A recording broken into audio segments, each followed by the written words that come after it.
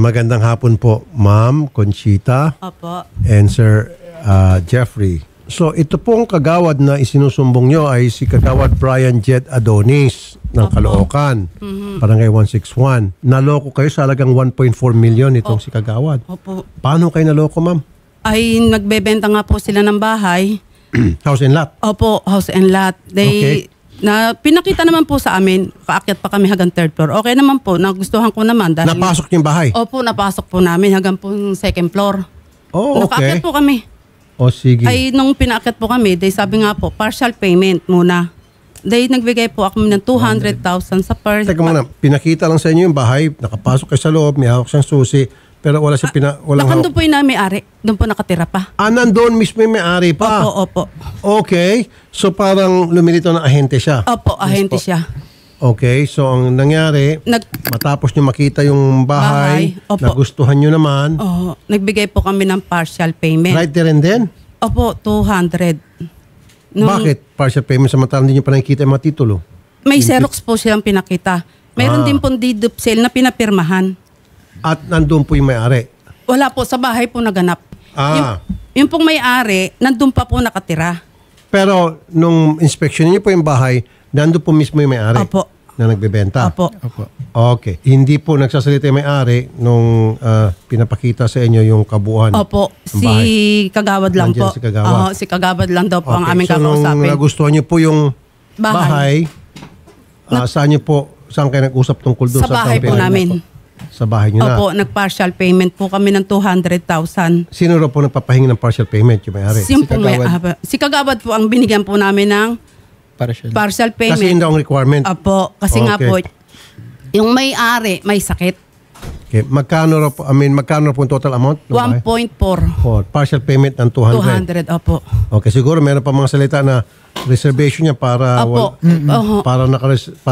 kayo na po siguradong kukuha niyan. Kami na ang bibili. Wala nang ibang makakabili. Okay. So nagbigay po kayo ng 200. Opo, 200. Okay. Sa partial. Kapalit ng 200, ito po yung binigay sa inyo resibo. Okay. Opo, yung pong pinirmahan niya na yan. Siya rin po ang may gawa niya, pinapicturean pa po niya.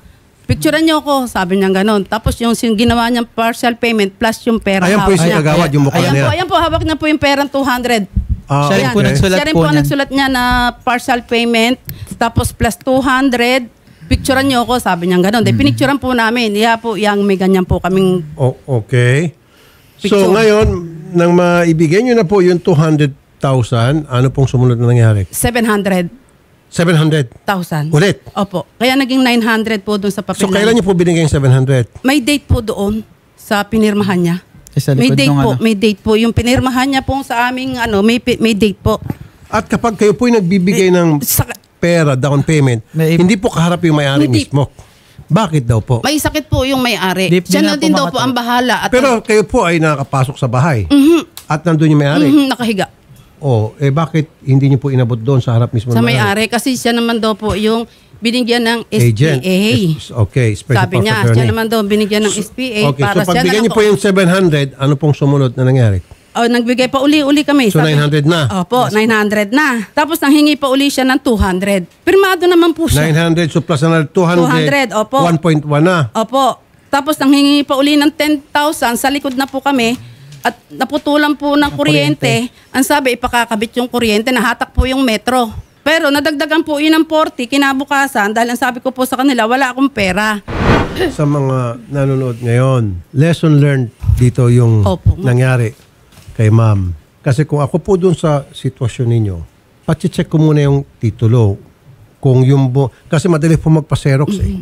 Sabi ko nga po, yung titulo, madali naman po yung gawa ng mga pag-edit, pagbubura, dagdag, bawas. Pag kayo po ay binigyan ng titulo, especially kayo po hininga agad ng pera, pina-check nyo po yan sa land registration. Ganun nga po talaga dapat. Di ba? I-check nyo kung tama ba yung nakalagay dyan sa Xerox na hawak nyo, kung yung ba ay merong counter doon sa LRA, land registration. Di ba? At kung yung titulo ba ay malinis. Kasi there are times na yung may nakalagay doon sa titulo na may problema dahil nakasana sa bangko o merong nakademanda yan, etc. So dapat pumupunta muna kayo sa LRA para mag-check. kahit pa sabihin natin 10,000 lang ang bibitiwan nyo, pera din po yan eh. So in your case, nagtiwala po kayo dun sa Xerox copy na ibinigay. Totoo po. Tiwalang-tiwala po kami talaga dahil kagawad siya. Opo. Ano pong sumunod na nangyari? Kuha pa uli siya ng pera. Sabi ko So kagawad. 1.1 na sabi mo kasi una 200. 200,000 and then sumunod 700,000 Opo. and then 200. 200 Opo. so 1.1. Nanghihingi na po ako sa kanya ng deed of sale. Sabi ko nasa na deed of sale mong pinapirmahan.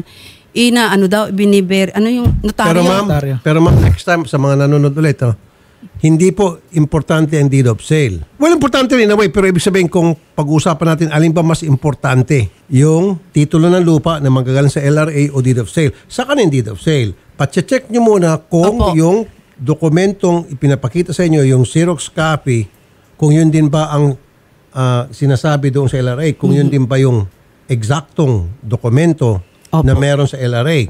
Opo nga. Ngayon, kung nakita nyo na hindi, mali, may problema, hindi na matutuloy yung deed of sale. Di ba? Kaya ang deed of sale, pangalawa na lamang po yun. Hiningi nyo po deed of sale. Opo. Tapos, pinapirma naman po kami ng deed of sale. Okay, isang million beses kayo papirma. Oo nga. Bali, Tapos, wala sa kanyo. ang sabi niya sa amin, nagbayad na siya ng RD. Nagbayad na siya ng BIR. At nagpa-process na ng papel. Tiwala naman po ako na nagbayad na siya ng BIR. Tapos sabi niya, process ng papel ng RD. Ganun kasi siya po lahat ang naglalakad ng papel. Tapos sabi niya, pagkakuha ng RD, dadali na natin sa munisipyo, sa tax deck. O sige, okay. Sabi ko ganun sa kanya. Tingihingin ko, puro dadalhin na lang sa bahay, dadalhin niya sa bahay. Okay. Pero ang pera, gusto niya, laging kumukuha. Walang kuha. Teka muna kagawad. Sabi ko ganun sa kanya, bakit ganyan? Lagi ka nang nangangako ng ganyan. Hindi mo naman binibigay yung pangako mo, pero gusto mo kuha ng pera. Sabi ko nga, huwag kang mag-alala. Ako basta kausap mo. Ganun lagi siya sa akin. Basta dadaling ko sa iyo. Okay. So hindi ano pong nangyari? Wala na po siya. Hanggang sa naglahon na parang bula. May 10, nagpunta pa po sa bahay. Nanghihingi pa po siya ng 25,000. Ang kapal naman ng mukha. Totoo po. Dahil sinabihan ko na siya. Kagawad, release March 15. Release April 15. Hanggang ngayon, May 10, nanghihingi ka pa rin ng pera. Bayad na ako sa iyo, 1.4. Wala na akong ibibigay sa iyong pera. Wala na akong pera. Kinakuha mo na lahat. Tsaka hindi ko sagot. Ibig sabihin talagang grabe ang Pera. Hindi po pera. Grabe ang pagkakapal ng mukha nito. Ay, opo. Sagad to the bones. Na-hypnotize niya po ako. Kaya sabi ko nga sa kanya, wag mo na akong hirap pagka siya nandito. Kasi oo lang ako ng oo sa kanya. Oo lang ako ng oo. Ito nagagalit na po sa akin. Ma, wag mo na ibigay sa kanya yung 100,000 nahuhuli. Wag na. Sabi nito. Sabi ko, sige, ibigay mo na para matapos na. Ako pa yung ibigay mo na para matapos na. Sabi ko ganun sa kanya. Nung natapos na, nawala na siya. Tsaka kami ngayon nagpunta ng barangay. Hanggang ngayon, nakapwesto pa rin sa barangay? Nakapwesto po siya. Pang-apat pong kagawad dyan sa barangay 161. Chairman, magandang hapon. Hi, Sir. Senator Idol, magandang hapon po. Chairman, ito pong si Kagawad Brian Jed Adonis. Sabi po dyan sa barangay, 30 times na po ito nakapanloko. Ayon sa inyong records dyan sa barangay. Opo. Tama? Opo. Well, ba't hindi po kayo gumawa ng mga hakbang para yung 30, hindi na sana naging 30. Sana nung una, pangalawa, meron na kayong ginawang aksyon nang sa gayon, hindi na makapanloko muli itong taon to. Bali, Senator, yung unang mga complaint niya po, nandun na po sa court yun. Bali, naghaharap sila sa korte. Ngayon po, itong mga bagong complaint, puro yung iba po na-issuean na namin ng certificate to file action at meron pa rin pong ibang complainant na hindi po nakuha yung CFA or certificate to file action. Hindi po yan ang ibig sabihin na, Chairman. Apo. Kahit pa mag-certificate to file action kayo ng 20 times o 30 times, in this case, na 30 times na pala siyang nanloko. Sana man lang may mga abiso sa barangay nyo mismo na kapag paskil dyan sa barangay tapos nilagay nyo mukha. Itong si Kagawad Brian Jed Adonis, para sa kalaman ng lahat, marami ng reklamo tungkol sa kanyang panluloko pagdating sa bentahan kunyari o kuno ng mga bahay.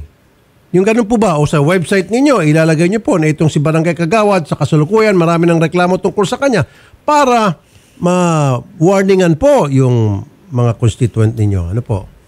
Opo. Para sa akin, hindi mo naman sasabihin na wanted Opo. siya. Ang sasabihin mo lang para sa kalaman na marami sa lahat, marami na kami natatanggap na reklamo mula sa iba't ibang mga tao na sinasabing itong si Kagawad ay nanloko or marami kami natatanggap na reklamo labang kay Kagawad. Opo. Tapos Meron din po kasi- para sa karagdagan impormasyon, maaari lamang makipag-usap kay Chairman Carlo Caña. Opo, sige po. Bali, yung iba po kasi, Senator, hindi po nagdadaan sa barangay. Katulad po nila, meron silang, nagdi-deal sila sa labas at yun nga po ang sabi, pinanunotaryo nila. No, ang ibig kong sabihin, Apo. Chairman, once na nakarating sa inyo, kasi sabi mo 30 times na, so Apo. ibig sabihin, each time, may nagsusumbong sa inyo o may nagpapabarangay, tama? Opo. O, dapat, nung dumating ng marami na, ilan ba ang marami? Ang marami is 2 or more. So Apo. meron ng 2 reklamo at kinausap niyo si Kagawad at hindi pa rin nadala, then that's the time, karapatan niyo na siguro na ilagay niyo sa inyong website na merong sumbong labang kay Kagawad. At for more information, please contact us or come to the barangay in person and we will explain. Sige po. I don't think bawal sa batas po yun. Kasi Sige pinabayaan po, niyo po umabot ng 30, ayan. Ngayon, dumami. Di ba? Puro So, lang ginagawa ninyo? CFA Certificate po. to File Action. Opo. Yung bang magkakaroon po ng awareness? Opo, Di kasi ba? po yung katulad nila, ma'am, bagay po, susundin ko po yung sasabihin nyo para po maging ano rin yung iba. Kasi yung ibang mga naloko rin po, hindi rin po, umaga medyo may kalayuan dito. Maski na po, kalapit pero barangay din. kahit Opo. paano, nakarating din po sa inyo yun. Atty. Gary Tungol, magandang hapon. Yes po, Senator. Magandang hapon po. Etong si Kagawad, talamak na scammer to. Yes. Pinaka-scammer sa lahat ng scammer, wala nang scammer pa. 30 times na po ito nakapanloko ng mga constituent niya. And Yes, some of them are not even part of the barangay 161. Yes po. Pero nakakarating sa barangay yung reklamo at si chairman naman, in fairness, uma-action naman si chairman sa tuwi na pag hindi nagkakasundo, nag-issue siya ng certificate to file action. Siguro balak ni chairman, paabutin pa ng 1 million ang magreklamo. So, sabi ko kanina, bakit di siya magbigay ng babala o magpaskil man lang sa kanilang website ng information dissemination campaign na mag-ingat kay Kagawad dahil may mga reklamo na laban sa kanya. For more information, additional information, contact the chairman. Illegal ba yon?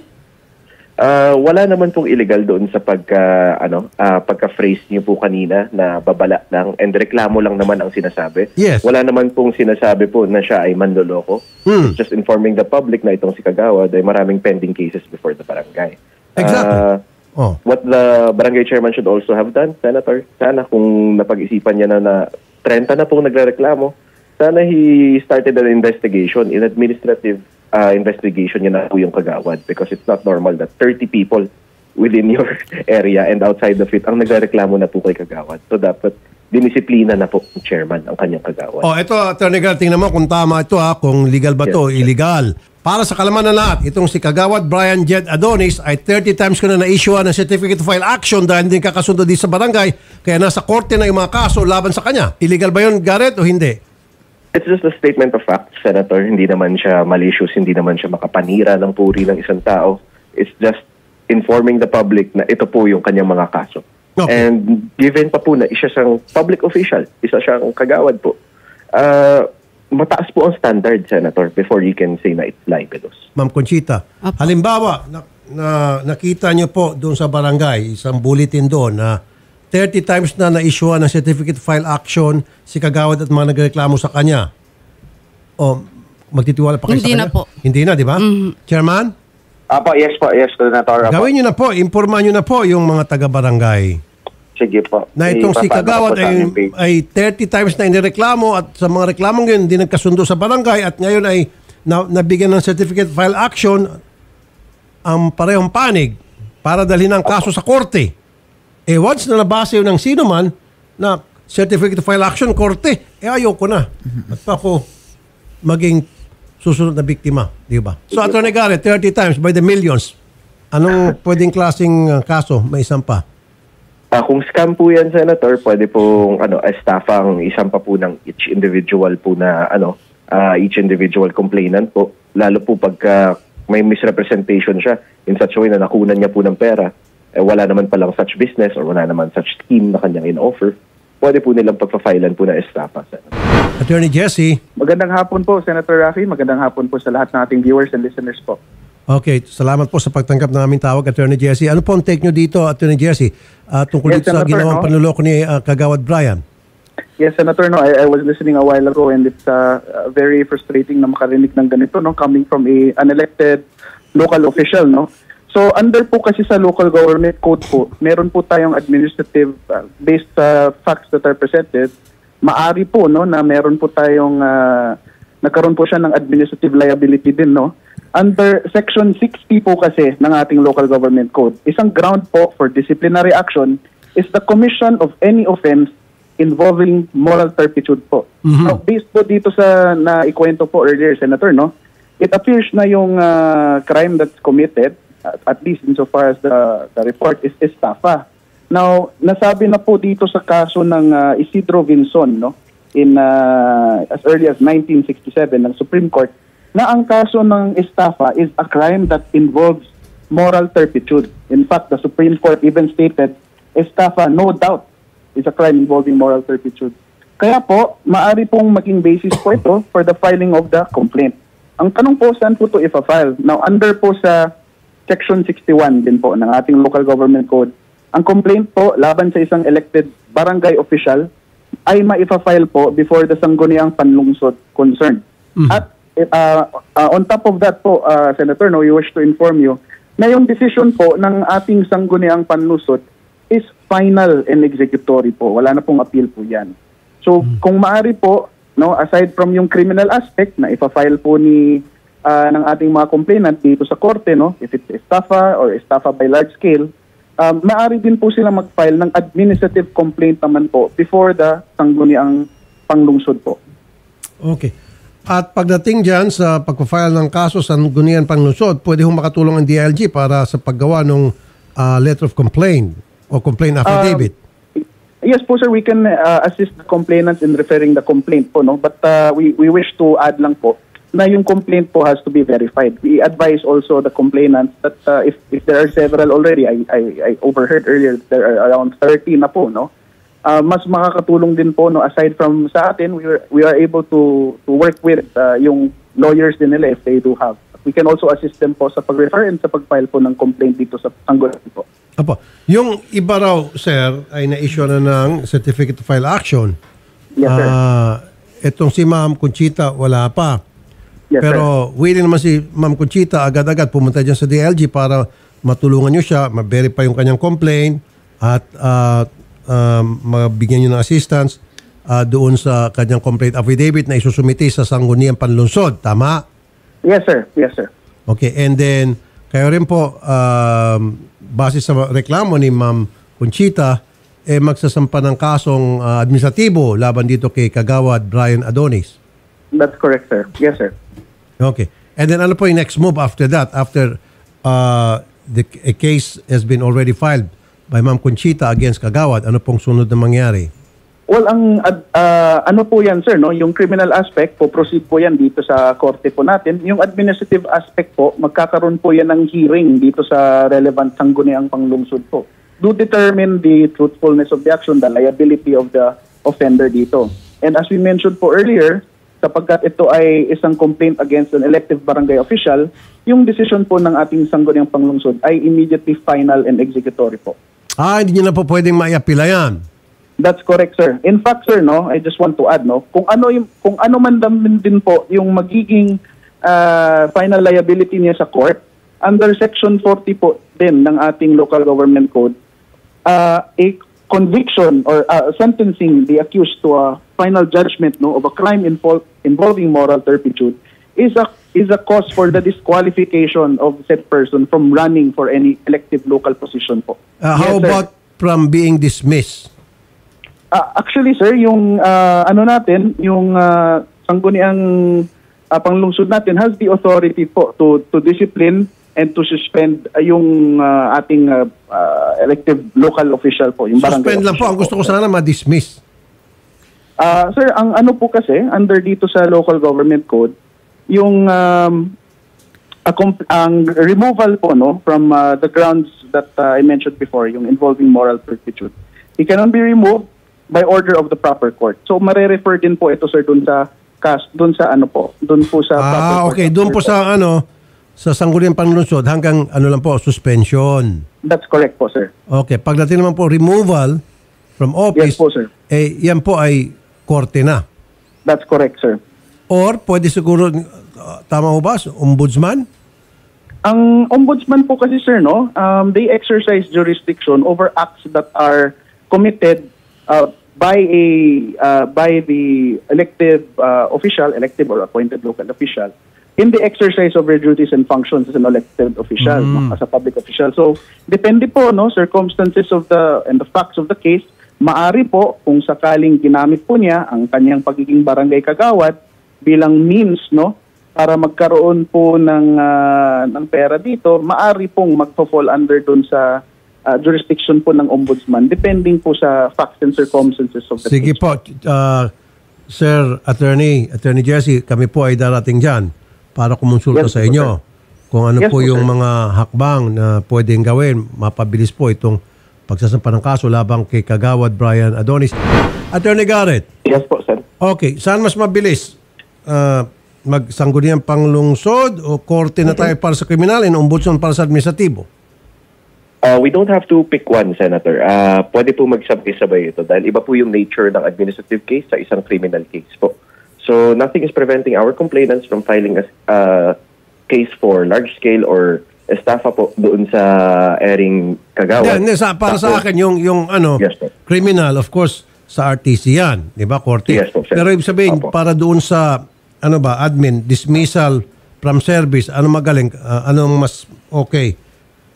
Yung sangguniang panglungsod, ombudsman. Mas mabilis po sa sangguniang panglungsod, Senator, because sa ombudsman po, medyo mataas po ang degree ng kailangan nila and we have to prove that he was using his official functions in the commission of the crime po. Okay. May kinalaman po ito sa dispensation of Okay, his so function. sanggunian. Tama nga yung sinasabi kanina ni Attorney Jesse. Chairman, Yes po, Senator. Opo. nakausap niyo na ho ba si Kagawad tungkol dito sa ginawa niyang talamak na panloloko, pang-scam? Wala yung kay Miss kay Ma'am Abad po, wala po. Hindi, wag na po kay Ma'am Opo. Abad. Doon po sa Opo. mga iba niyang biktima na sabi niyo nga po na-issue ng certificate to file action kasi kung ako po si chairman, kung ako po yung chairman ng barangay at Opo. merong Kagawad na paulit-ulit na reklamo, sabihin ko, alika muna dito Kagawad, mag-usap tayo ng masinsinan. Ang dami ng reklamo laban sa iyo na napapahiya na yung ating barangay. Ano ba talaga? Mag-resign ka na muna, wag ka nang pumasok, etc. Kahit man lang, pagsabihan mo, napagsabihan niyo na ba ito? Yes po, nakausap ko na din po siya. Tuwing meeting po namin, uma-attend naman po siya. Hindi po ako nagkulang na tinatopic din po na regarding sa complaint sa kanya. Paano po sinasabi niyo sa kanya na may mga reklamo at ano po yung naging reaksyon niya?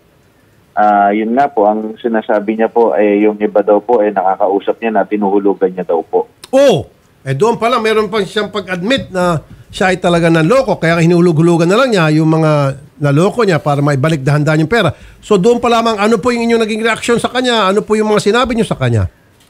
Yun nga po, na sabi ko na yun nga, na isa-isang ayusin kasi syempre napapahiya tayo sa mga tao. Syempre, ganap bilang barangay official, dapat tayo ay magbibigay tulong sa kanila, hindi yung tayo pa magbibigay ng perwisyo sa kanila. Kundi dapat tayo katuwang nila sa problema nila. Yun nga daw po, sabi naman niya, pilit niyang kinakausap at yun, at tinuhulug-hulugan daw po yung mga kanyang pinagkakautangan. Okay, pero Chairman, you should have done more than that. Apo. Kasi sabi niyo, paulit-ulit na lang at naka-30 na certificate of file action. Sana man lang motu proprio, kayo na po mismo pumunta sa sangguniang panlungsod at hinila-hila niyo na ito po yung mga complainants, sinamahan niyo doon at nagsampa na kayo ng kaso. Siguro by now, suspendido na ito at hindi na siya pwede makapanloko. Sorry po, Senator, kasi ang ano po kasi nila minsan, may nangyari po ito, katulad bilang naman po neto yan. Nung nakaraan din po, nandun na po yung complainant, kaso umatras naman po. Siyempre, ang complainant po kasi dapat ang mag-aano neto, pero yun nga, once na nakausap niyo yung complainant, yun, ina-atras at pumapayag sila ng kaso doon. So ngayon, 30 na ang nanloko nito. Paano pa makabayad to? Nagtatago na ba, Chairman? Pumapasok pa rin dyan? Nung nakaraan pong meeting umattend po. Bakit pinayagan mo pa? Dapat pinalayas mo na. Sabi mo sana, Chair, huwag ka muna bumalik dito, kagawad, hanggat di mo naayos yung mga problema mo, hanggat hindi ka nasuspindi, umalis ka nga muna rito. Nakakaya naman yung pagmumukha mo, pati kami nadadamay sa'yo. Attorney Jesse Howard Lanete ng DILG. Yes, sir. Oh, ang kapal naman mukha nito. Nag-attend pa nung last meeting. It should have been, sir, siguro considering that this person has been involved in several instances already, I think the time is right, no, for us to proceed with the filing of administrative charges if ever so warranted, sir. Meron ba kayong website dyan, ASEC, na pwedeng mapuntahan ng publiko at matignan kung sino ito mga may kaso na mga taga-LGU na inireklamo at nasa korte na yung kanilang mga reklamo? Yung ipapaskil nyo lang sa website para maimpormahan ang publiko. Well, actually, sir, we don't have a list, no, of those with the final case, sir. But in fact, sir, the list of those that are disqualified from office and those that are prohibited from entering into public office are already with the Civil Service Commission, sir, I believe. Attorney Garrett. Yes po, Sen. Do we need legislation na para ang DILG sa kanilang official website magpa-publish doon ng lahat ng taga-LGU elected man o hindi na merong kaso sa korte o pending sa ombudsman nang sa gayon may impormahan yung publiko na oy, may kaso pala ito, hindi mo na kung makikipagtransact sa taong ito. As far as legislation goes, Senator, hindi po nila kailangan para gawin yan. They just have to follow our current laws on data privacy and possibly sa freedom of information aspect po. No? Pero hindi na po nila kailangan ng it will only be an administrative order or the secretary directing the DILG po to publish that list po. So pero walang mali doon, walang masama doon sa sinabi ko. I'll have to review the Data Privacy Act lang, Senator, kung how much we can actually reveal. Pero pwede po siguro para mas safe is that kung i-publish lang nila yung barangay officials with pending cases po. And yun nga, sasabihin lang doon. O, may portion dyan sa DLG official website na may listahan ng lahat ng mga barangay officials o sa lahat ng local officials na merong mga pending cases. Whether yan ba ay sa sangguniang panlungsod, panlalawigan, o ombudsman, o merong kaso sa korte without even mentioning kung ano yung mga kasong yon. Yes po, Senator. Pwede naman po, I'll just have to double check Data Privacy Act po. But as far as I know, Senator, just a simple status. Kasi if we compare it, Senator, ang mga normal citizens nga po bago pumasok sa trabaho, nagpapakuha po ng NBI clearance and everything para malaman. I think there is more reason for public officials to also have that list po. Wala naman data privacy sa private sector. Bakit sa public masyado maraming cheche-bureche? Dito sa private sector, pag halimbawa yung isang empleyado na may ginawang kalokohan, libreng-libre ang kumpanya na magpapaskil sa mga dyaryo at sinasabi na halimbawa itong si Poncio Pilato ay hindi nagtatrabaho sa amin. Diba? Kaya wag na kayo makipagtransact sa taong ito. Oh. Yes po, Senator. But I'll just have to double check the law, Senator, kung anong information na pwede po natin malabas na malinis po. Sige, pag-aralan mo and then pag nakita mo na merong way na pwede tayong gumawa ng ganong klase, ang DLG, i-recommenda natin kay Secretary Abalos. Yes po, Senator. Pero para sa inyo, Attorney Jesse, ano sa palagay niyo po? Senator, we note the observations po of the good senator. Similarly, we will need to take a look at the provisions. We'll need to review also the revisions of the Data Privacy Act. But certainly po, we will take the comments po under advisement po, sir, for us also to review. Opo, sige po, by Monday po, magtawagan tayo. Pag sinabi niyo po na wala namang labag sa batas yung aking suggestion, then kakausapin ko po sa Secretary Abalos. Yes, sir. We will review it, sir, and then we'll revert to you po. Maraming salamat po, Sir Jesse, Attorney and ASEC, Jesse Howard. Pupunta po kami sa inyong tanggapan, ASEC, sir. Yes, sir. You're very much welcome po, Senator. Magandang hapon po sa lahat. Thank you po. At salamat, Attorney Garrett. Thank you. No problem, Senator. Ganun lang po muna, ma'am. Asasama namin kayo kay ASEC, Jesse Howard Lanete, ang DLG. Opo. para makapagsampa po tayo ng kaso administratibo at kriminal. Tutulong po yung DILG pati kami. Okay? Apo. Salamat po ma'am sa pagpunta. Magandang hapon. Opo. Maraming salamat din po. Salamat po.